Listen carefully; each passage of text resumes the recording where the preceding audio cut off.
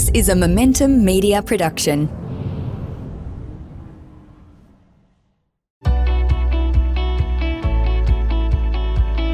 Welcome to Property Showcase, the podcast that brings you closer to the service providers that can inform your decisions about how you buy, manage and research top investment opportunities. Be informed and become a better investor with Property Showcase. Hello everyone, welcome to a brand new episode of Property Showcase. I do not have the deep dulcet tones of Tom Gilmore backing me today. It's Grace Ormsby, the editor of Smart Property Investment. And we're just coming back from the Easter break. We've got an election looming. But in saying that, there are plenty of fundamentals that do remain in play always for astute investors. So to chat through this, it's an absolute pleasure to be welcoming the director and owner of Henderson Advocacy in as today's guest. Jack Henderson, welcome to the show. Thank you. And I must say, you're a lot more energetic than Tom Gilmore is. So it's a good change. Yeah, a little bit different, a little bit, I guess, as well. Having a bit of a break from Easter probably helped me this morning, a few coffees. But plenty of people, Jack, have heard of you from the Smart Property Investment Show and that big emphasis that you did have on how to invest like the 1%. A very, very cool and exciting concept, I think. And we're going to be touching on it again a little bit later in the episode. But I must make mention of the fact before we do go any further, Jack is offering a pretty special offer to the first 5 listeners of this episode who reach out. We'll be talking to you about that a little bit later, but they will receive a free Henderson Advantage game plan.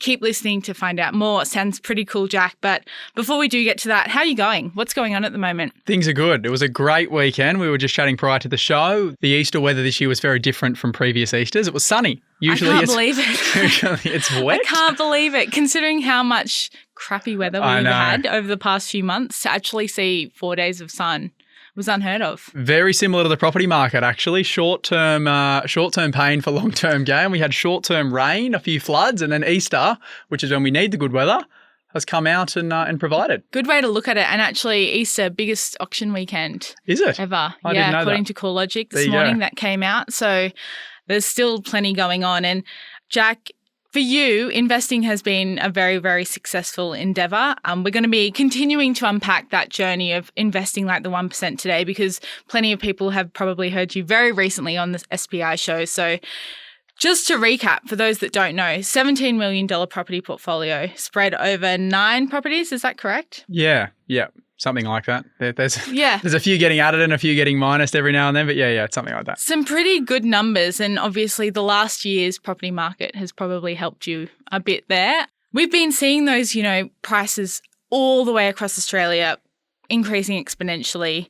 How is this year kind of faring for you? Because we're seeing sort of mixed markets out there, and what is actually happening? Yeah, so I don't track, my property portfolio in the micro like some people probably do. Obviously, you want to capitalize when we have got really good marketplaces and there are big sales happening around the properties that you own, because then obviously when the banks come to value your properties, they base those valuations off the properties that are selling. And if they're selling for strong prices, you're going to get strong valuations, which then allows you to refinance and spend, right? And buy more property if you've got the income to allow you to do so. So, I did a big reval last year and bought quite a lot of property last year, and I'll probably look to do the same thing towards the end of this year. We're still seeing growth in the marketplaces. Sure, it's slowed down a little bit, but so is the stimulus and all the quantitative easing that's going into the economy. So I don't really, as I've spoken about before, worry about short-term metrics. I'll worry about long-term investing. And, if we have a year that's maybe not as strong as the year before, it's, overall, it's not going to make a huge dent because I'm tracking those 5, 10, 15 and 20-year horizons.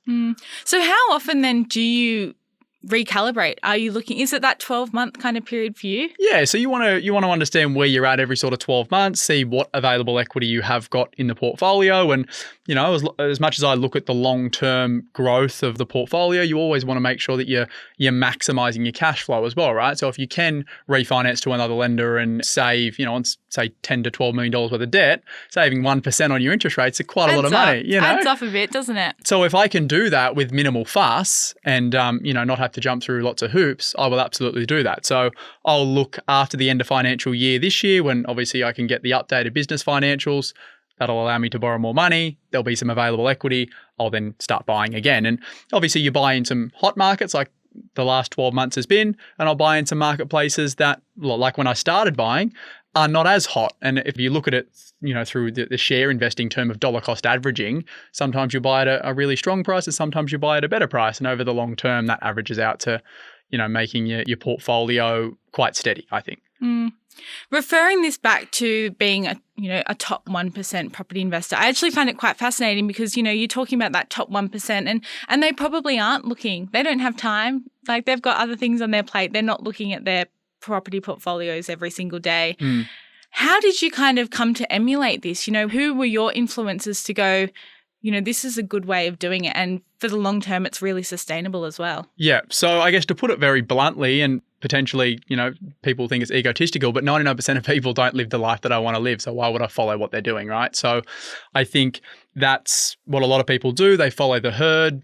The herd generally have no idea where they're going either. They're lost. So why would you follow them? So I always wanted to learn from people who have been there and done it. And all of the wealthy people that I had spoken to, the wealthy people that I've been mentored by, the circles that I'm now around are not buying and investing in affordable property in inferior locations that don't have long-term growth metrics and have a proven track record of performance. So, I've always wanted to, I've always aspired to be like the top 1% and maybe even the top 0.001%. So I want to be doing what these people are doing. And now a lot of these kinds of people are my clients as well. So, like we spoke about on the last episode, I think you look at the big heavy hitters like your Triggerboffs and your, the Atlassian guys and, Ian Malouf, for example, who just, spent over $100 million on property in Sydney. These guys are worth billions of dollars and they're not buying in regional locations. And if regional locations or, affordable locations were the panacea to build wealth, would you not think these people would be buying there? Like they're the smartest minds in the world. They've got access to the best advisors, the most amount of capital. Why would they not be buying in those locations if these were the locations where you're going to make the most amount of money? For sure. So honing in on that metro discussion, because that's where we're really going to be focusing today. Where have you been looking capital city-wise for sort of those best options? Obviously, you've been investing for a long time now and markets are shifting. And so I guess pre-pandemic, is it different now to what it was before? It's all the same. We're like capital cities around Australia obviously are going to be the places where you should invest. I don't like Perth because Perth is very reliant on one industry, which is mining. And if mining's doing well, Perth's great. If mining's not doing well, it's not doing so great. Adelaide, again, is a marketplace where a lot of people are investing now because it seems somewhat affordable to the eastern seaboard. But again, it's very reliant on a very small minority of industries. If you look at the eastern seaboard, like your Brisbane, Melbourne and Sydney, where Brisbane maybe isn't at the moment, but Melbourne and Sydney are global cities, right? So there's a huge amount of employment. In New South Wales and Sydney, we've got the highest incomes, which obviously then allow for maximum growth. And obviously, people look at Sydney, and I've been hearing this a lot recently that, Sydney's overpriced, Sydney's too expensive, Sydney's gone through huge growth. Sydney's prices are relative to what people earn in Sydney. You know, that's the reality of it. So Sydney's not expensive to people who live in Sydney. It's cheap. I don't think anyone's ever bought a property ever and gone, that was cheap, So, I don't change regardless if it's COVID times or regardless if it's interest rate rising or regardless if it's, whatever the next thing's going to be.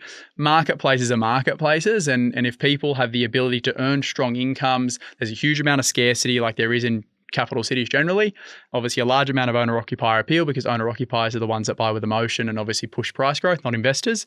Then you should be buying there regardless of what's happening in the marketplace, which is what I personally do and what we do for investors.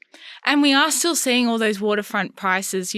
There's still areas in Sydney and even Brisbane and Melbourne too, which are going off. I mean, this is probably not relative to the majority of listeners, but, there was a property in Carrara Road, Vaucluse. It sold for $11 million 2 years ago, just traded a few weeks ago. Not one thing done to the property other than a DA, and it sold for $26 million. Pretty good return on investment there. But I mean, the people are not going to be able to relate to that, right? Because again, that's the 0.001% of the population.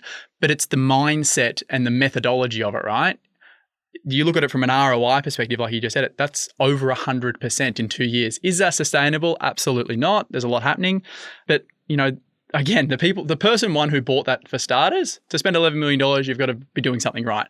Then the person who just paid it again for $20 odd million, again, to spend that sort of money, and it would have been an all cash transaction too, no finance, they're smart people.